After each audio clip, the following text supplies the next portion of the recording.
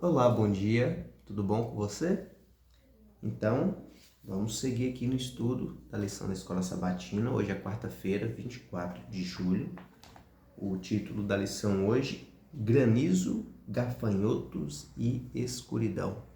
Os textos aqui vão do capítulo 9, do verso 13, até todo o capítulo 10, tá? Vai do capítulo 10 aqui, do 1 até o verso 29, que são todos os versos do capítulo 10, e vem falando dessas três outras pragas, né? Não vou dizer três últimas pragas, porque ainda vai faltar uma. E essas três pragas, as que se referiam aqui ao granizo, aos gafanhotos e à escuridão, como nós vimos ou estamos vendo durante essa semana, também iam de encontro à crença dos deuses lá do Egito, tá? E a gente percebe aqui que na queda do granizo, inclusive, Moisés avisa Faraó e avisa todo o povo do Egito e diz, olha, guardem as suas coisas, tá? Guardem os seus animais, se fiquem refugiados dentro da casa. Aqueles que não fizerem dessa forma vão sofrer as consequências dessa chuva de granizo, né? E aqui diz assim, no verso 20: quem dos oficiais de Faraó temia a palavra do Senhor, fez fugir os seus servos e o seu gado para as casas.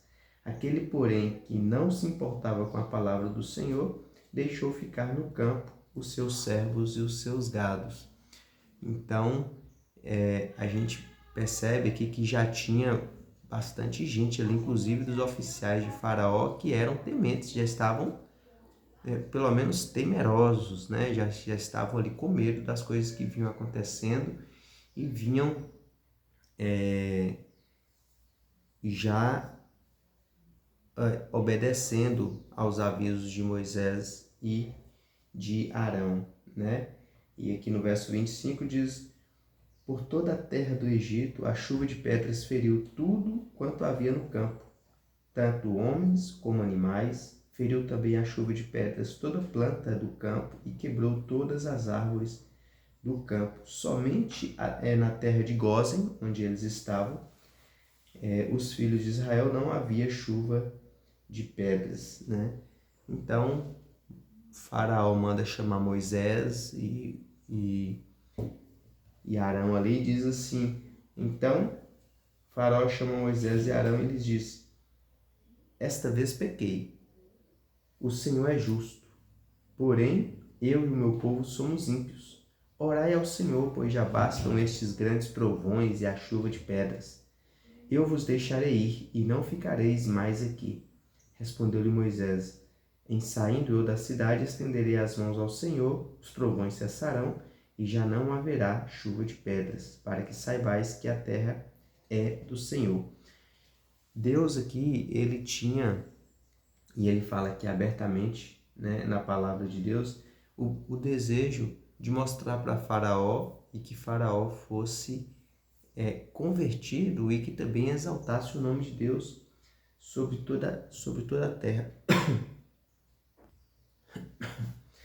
E aqui diz assim, quando Deus diz que estaria mandando essas pragas, né? Essas pragas diz assim: pois esta vez enviarei todas as minhas pragas sobre o teu coração e sobre os teus oficiais e sobre o teu povo, para que saibais que não há quem me seja semelhante em toda a terra, se referindo aqui aos deuses ali do Egito, né? Pois já eu poderia ter estendido a mão para te ferir a ti e ao teu povo com pestilências, e teria sido cortado da terra, ou seja, já teriam todos morrido, né? Mas deveras, para isso te hei mantido, a fim de mostrar-te o meu poder e para que seja o meu nome anunciado em toda a terra.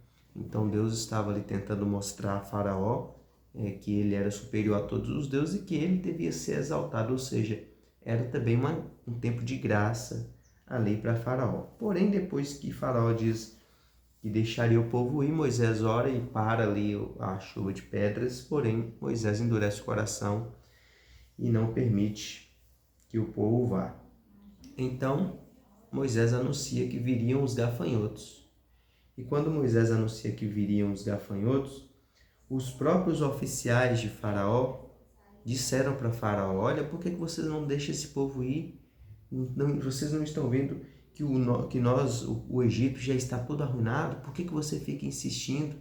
Porém, Faraó mais uma vez não deu ouvidos e veio aquela grande quantidade de gafanhotos. E Faraó tenta barganhar ali e diz para Moisés ir com os homens, mas que deixasse os animais. Outra hora ele diz que fosse, mas que deixasse as mulheres. Ou seja, estava indo de encontro ali, ou seja, contrário ao que Deus estava pedindo, porque o povo todo tinha que ser liberto. Então essa estratégia de Faraó, que ele está dizendo que, por exemplo, se deixasse as mulheres e as crianças, quando os homens fossem, eles iam voltar, iam ter que voltar para as famílias, né? Então vem a nona praga, que foi a escuridão, grande escuridão por 3 dias. Diz que a escuridão era tão espessa que quase podia apalpar, né? Quase podia pegar na escuridão de tão forte que era. Porém, na terra dos hebreus tinha luz, né? E aqui a lição até faz o comentário: não tinha distinção mais clara do que essa, né? Se referindo à luz ali na casa dos hebreus, porém escuridão em toda a terra do Egito. Bom, os deuses aqui que foram confrontados pelo Deus único, né? Ou os ídolos que foram confrontados foram Nut, que era a deusa egípcia da atmosfera e do espaço sideral, retratada como aquela que controlava o que ocorria sob o céu e a terra. Osíris, deus das colheitas e da fertilidade, né? E o granizo destruiu ali toda a vegetação. Sete era o deus da tempestade, guerra e desordem, e junto com Ísis era considerado uma divindade da agricultura. Shu era o deus da atmosfera. Serapis personificava a majestade divina, fertilidade, cura e vida após a morte. O faraó ofereceu um acordo que Moisés rejeitou, e com razão, pois mulheres e crianças eram parte vital e inseparável da adoração e da comunidade da fé. Aqui vem o deus principal dos egípcios, né? Que era o deus Ra. É o deus Sol. E Tote era o deus da lua, e não puderam conter a escuridão que veio ali na nona praga. E a lição termina dizendo: não importavam as poderosas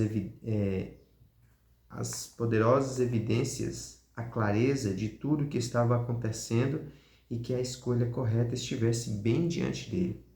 Após um pouco de hesitação, o faraó não se submeteu à vontade de Deus. Por outro lado, seus servos declararam: até quando este homem será um perigo para nós? Deixa essa gente ir para que adorem o Senhor, o Deus deles. Será que o rei ainda não sabe que o Egito está arruinado? Né?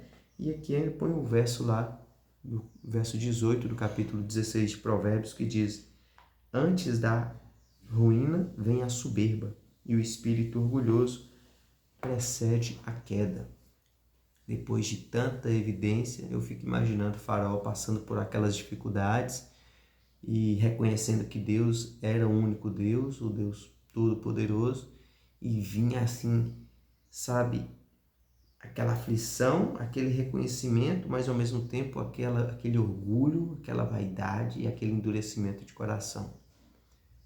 E aqui, como diz em Provérbios 16, 18, antes da ruína vem a soberba, e o espírito orgulhoso precede a queda.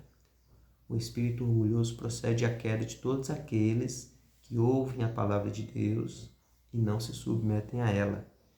Um dia, quando Cristo voltar também, ele vai perguntar para cada um de nós: e aí, você fez, eu estou apenas ilustrando, e você fez a escolha correta quando você ouviu a respeito da minha palavra? Ou você também ficou com seu orgulho, com seu coração endurecido ali, orgulhoso, e também não se rendeu ao Senhor, né? Então, que sirva também de lição para nós, bom? Então, a gente vai finalizando por aqui, vamos orar? Senhor nosso Deus e Pai, obrigado, Senhor Deus, por tua bondade, por mais um dia de vida na tua presença. Te agradecemos, Senhor Deus, pela tua palavra e te pedimos que o teu Santo Espírito possa habitar em nós, trabalhar em nossas vidas, para que a gente vença o orgulho, para que a gente vença a vaidade, vença o eu, para que nós possamos, de fato, entregar as nossas vidas em tuas mãos e viver conforme a tua vontade. Perdoa os nossos pecados, dá-nos um dia abençoado na presença do Senhor. Nós oramos em nome de Jesus. Amém. Então é isso. Fique com Deus e até o nosso próximo estudo.